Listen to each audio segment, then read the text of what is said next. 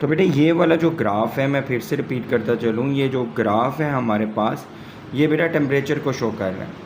अब हमारे पास यहाँ पे बेटा जो टेम्परेचर है ये वाला पॉइंट, और ये वाला पॉइंट है, ये रिएक्शन रेट का पॉइंट है हमारे पास, ये रिएक्शन रेट का पॉइंट है और ये टेम्परेचर का है।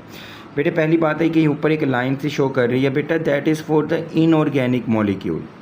इनऑर्गेनिक मॉलिक्यूल बेटा ये ऑर्गेनिक मॉलिक्यूल्स के लिए नहीं है, ये बल्कि इनऑर्गेनिक मॉलिक्यूल्स के लिए है, तो इसका इस टॉपिक से कोई लेना देना नहीं है। दूसरा पॉइंट बेटा ये देखें, जब आपके पास टेम्परेचर था ना 10 डिग्री, तब रिएक्शन रेट इतना था। फिर आपके पास टेम्परेचर हो गया बेटा 20 डिग्री, रिएक्शन रेट इतना हो गया। फिर आपके पास टेम्परेचर हो गया 37 डिग्री, रिएक्शन रेट यहाँ पे हो गया। फिर आपके पास टेम्परेचर हो गया बेटा ये 45-50 डिग्री, तो रिएक्शन रेट अगेन डिक्रीज़ कर गया। तो वो यही कह रहा है कि हमारे पास जो ये 37 डिग्री है ना, ये जो 37 डिग्री है, this is the optimum temperature. ये बेटा हमारे पास ऑप्टिमम टेम्परेचर है। इस टेम्परेचर के ऊपर वैल्यू मैक्सिमम रहेगी, इसके बाद इसकी वैल्यू है ना वो बेटा मैक्सिमम होने की बजाय वो अगेन से डिक्रीज़ करना शुरू कर देगी। और अगर एक और पॉइंट देखो तो यहाँ पे इन्होंने 10% लिखा हुआ है, तो बेटा वो यही कह रहे हैं कि for the every 10 degree rise in the temperature the reaction rate becomes double, कि आप 10 डिग्री इंक्रीज़ लेके आते हो टेम्परेचर में, तो हमारा जो रिएक्शन रेट है वो बेटा हमारे पास इंक्रीज़ कर जाता है, और वो इंक्रीज़ करते करते हमारे पास रिएक्शन रेट भी क्या हो जाएगा बेटा, डबल हो जाएगा जी। अब वो कहता है कि ऐसा क्यों होता है, ठीक है, वाई, ये शॉर्ट क्वेश्चन भी है, why the reaction rate is accelerated, why the reaction rate is accelerated at high temperature. कहते हैं कि जब आप टेम्परेचर इंक्रीज़ करते हो तो रिएक्शन रेट क्यों इंक्रीज़ हो जाता है, क्यों एक्सेलरेट करता है। तो बेटा उसका आंसर है वो ज़रा आप सुनिएगा। वो कहते हैं कि नंबर 1, टेम्परेचर देने से आप क्या कर रहे हो, हीट दे रहे हो, तो हीट की वैल्यू को आप क्या कर रहे हो, इंक्रीज़ कर रहे हो। कहते हैं हीट की वैल्यू को इंक्रीज़ करने से जो एंजाइम के मॉलिक्यूल्स की काइनेटिक एनर्जी है वो भी क्या हो जाती है, इंक्रीज़ हो जाती है। कहते हैं काइनेटिक एनर्जी के इंक्रीज़ होने से इनकी जो एक्टिवेशन एनर्जी है वो भी इंक्रीज़ कर जाती है। इनके दरमियान जो कोलिजन है, एटम्स के दरमियान जो कोलिजन है वो इंक्रीज़ करती है, जिसकी वजह से मोर रिएक्टेंट्स ये कन्वर्ट हो जाते हैं, किसके अंदर कन्वर्ट हो जाते हैं जी, प्रोडक्ट्स के अंदर कन्वर्ट हो जाते हैं। दोबारा सुनिएगा, टेम्परेचर हाई करने से एक्चुअली आप क्या हाई कर रहे होते हैं, हीट हाई कर रहे होते हैं। हीट के इंक्रीज़ करने से काइनेटिक एनर्जी इंक्रीज़ होती है, मोशन इंक्रीज़ होती है मॉलिक्यूल्स के, एटम्स की, जिसकी वजह से जल्दी रिएक्टेंट प्रोडक्ट में कन्वर्ट होंगे और एक्टिवेशन एनर्जी जल्दी अचीव होगी। मॉलिक्यूल ज़्यादा रैंडमली कोलाइड करेंगे और रिएक्टेंट्स हैं मैक्सिमम बेटा प्रोडक्ट्स में कन्वर्ट होंगे। दैट्स वाई आप रिएक्शन को हाई टेम्परेचर पे लेके जाते हो तो बेटा वो आपके पास क्या करता है, रिएक्शन रेट इंक्रीज़ होता है। ये बेटा सेकंड पैराग्राफ का ना फर्स्ट 4 to 5 लाइंस है, वहाँ तक है। कहते हैं अगला क्वेश्चन उसका ये है कि why enzymes become denature at 50 degree temperature और हाई टेम्परेचर। कहते हैं कि एंजाइम्स हैं वो 50 डिग्री और हाई टेम्परेचर पे क्यों डीनेचर होना शुरू हो जाते हैं। तो बेटा उसके बारे में भी सुनिएगा कि एंजाइम्स हैं वो 50 डिग्री और अबव टेम्परेचर पे डीनेचर इसलिए होते हैं क्योंकि ऊपर तक तो बात ठीक थी कि आप टेम्परेचर है बेटा 10 से 20 कर रहे हो, 20 से 30 कर रहे हो, 30 से 37 कर रहे हो, तब ये वाली बात थी कि हीट इंक्रीज़ हो रही है, काइनेटिक एनर्जी इंक्रीज़ हो रही है, एक्टिवेशन एनर्जी इंक्रीज़ हो रही है, कोलिजन इंक्रीज़ हो रही है, तो रिएक्टेंट किस में कन्वर्ट हो रहे हैं, प्रोडक्ट्स के अंदर कन्वर्ट हो रहे हैं। कहते तब तक के लिए तो ये बात बिल्कुल एक्यूरेट आ रही थी।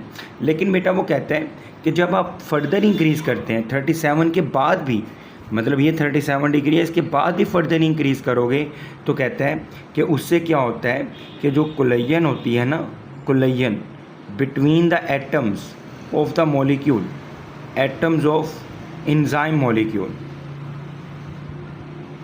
कहते हैं जी इंजाइम मॉलिक्यूल के जो एटम्स हैं उनके दरमियान कोलिजन है वो बेटा रैंडम हो जाती है। कहते हैं जब ये बेटा हमारे पास रैंडम हो जाती है ना तो वो आपस में रैंडमली कोलाइड करेंगे और उसकी वजह से बेटा इनके दरमियान जो बॉन्ड होता है, और वो बॉन्ड कौन सा होता है बेटा, पेप्टाइड बॉन्ड। वो पेप्टाइड बॉन्ड है बेटा, वो इनके दरमियान वो क्या कर जाएगा, ब्रेक कर जाएगा।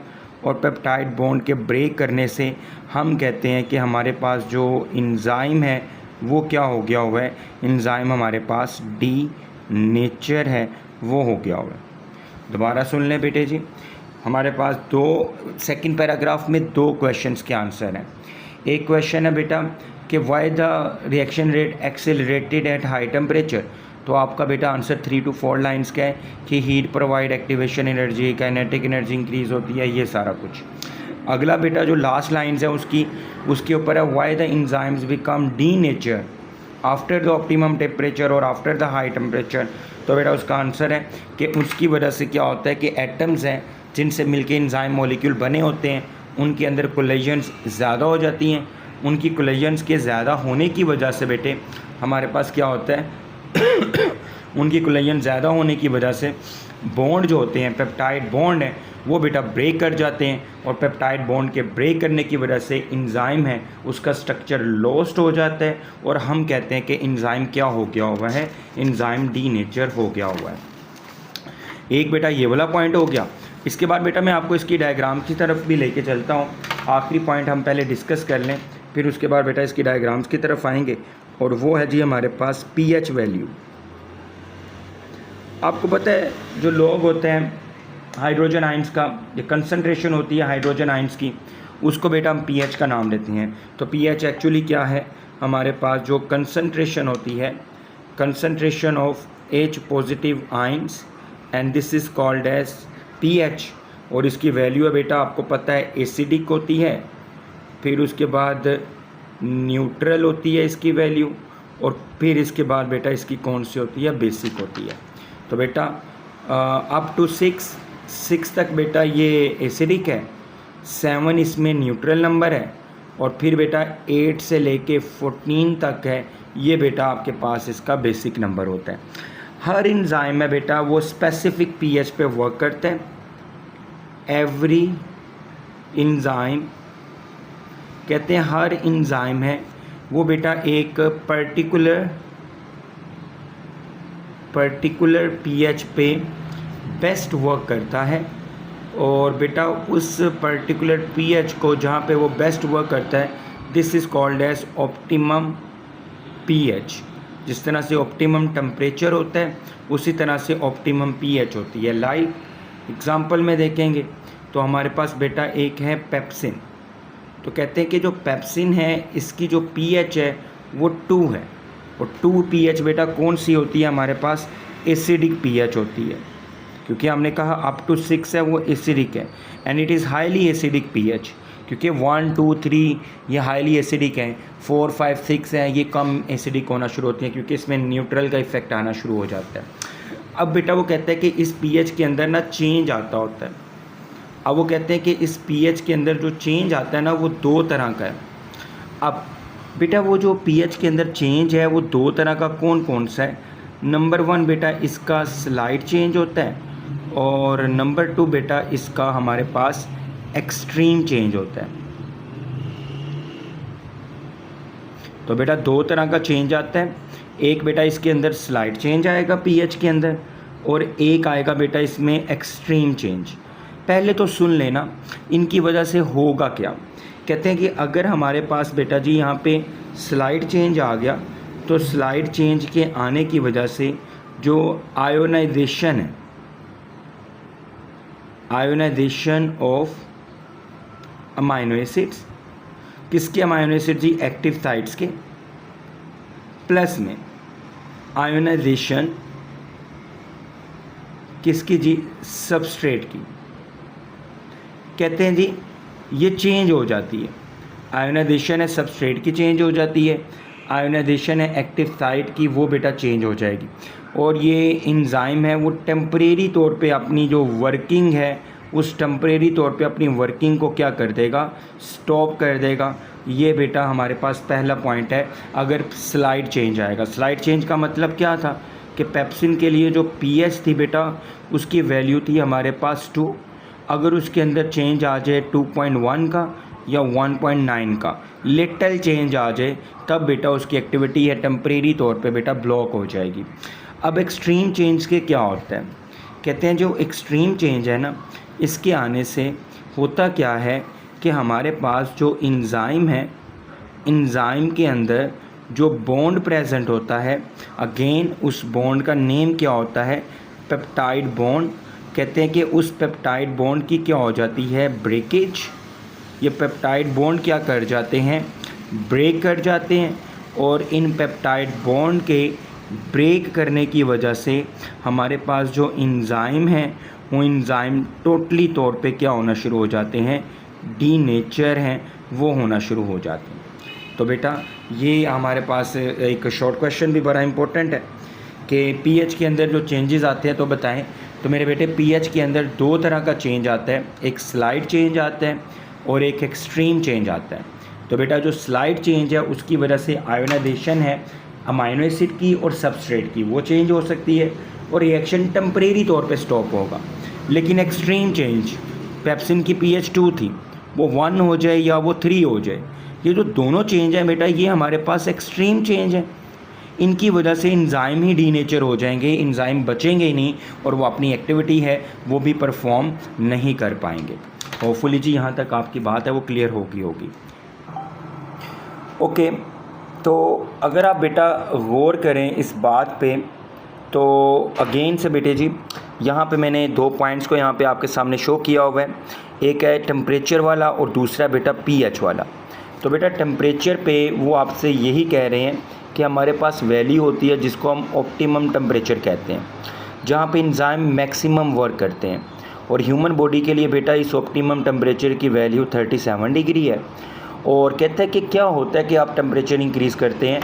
तो मेरे बेटे मैंने इसका ना बड़ा डिटेल्ड में आपको आंसर बताया कि हीट है बेटा वो क्या कर जाती है, इंक्रीज़, काइनेटिक एनर्जी इंक्रीज़ करती है, एक्टिवेशन एनर्जी इंक्रीज़ करती है, कुलेयन बढ़ती है, ये बेटा होता है हाई टेम्परेचर पे।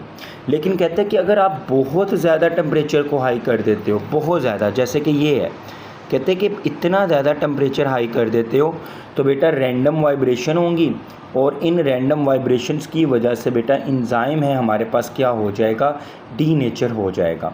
अब बेटा इसी पे ना वो एक मिनट जी, अगर आप देखो मैं इसको जूम कर रहा हूँ तो बेटा ये देखें, अगर आप ये टेम्परेचर के लिए बेटा ग्राफ है जो कि गिवन है। अब बेटा इस ग्राफ के अंदर भी अगर आप देखें तो बेटा यहाँ पे इन्होंने ना बताया हुआ ये वाला ये point, for every 10 degree rise in temperature the reaction rate becomes double, this is called as 10% law. और बेटा मैं इसकी बात कर रहा था कि ये कर्व आपके लिए नहीं है क्योंकि enzymes are the organic molecules, जबकि बेटा ये कर्व किसके लिए है बेटा, that is for the inorganic molecule. और बेटा हमारी बॉडी का टेम्परेचर है, हमारी बॉडी का एंजाइम रिएक्शन है वो इंक्रीज़ कर रहा था इस पॉइंट पे। इस पॉइंट को बेटा हम किसका नाम लेते हैं, optimum temperature for the human body. और उसके बाद अगर आप फर्दर इंक्रीज़ लेके आते हो टेम्परेचर में तो रिएक्शन रेट डिक्रीज़ होगा, ना कि बेटा हमारा रिएक्शन रेट है इस सूरत में इंक्रीज़ होगा। तो ये वाला पॉइंट भी बेटा हमारा क्लियर हो गया। नेक्स्ट बेटा आपके पास ना एक टेबल दिया गया हुआ है, इस टेबल के अंदर ना डिफरेंट तरह के बेटा हमारे पास इसमें बताए जा रहे हैं। तो बेटा इसमें हमें बताया जा रहा है पेप्सिन एक एंजाइम है जो कि प्रोटीन की डाइजेशन के लिए है, सुक्रोज की डाइजेशन के लिए, एंड सो ऑन बेटा एंजाइम्स बताए गए हुए हैं। इन तमाम एंजाइम्स की बेटा जो ये पीएच वैल्यू है ये आपने बेटा अच्छे से लर्न करनी है, ये बहुत इंपॉर्टेंट है, ये एमसीक्यू में पूछा जाएगा आपसे, तो इसको बेटा आपने अच्छे से देखना है। तो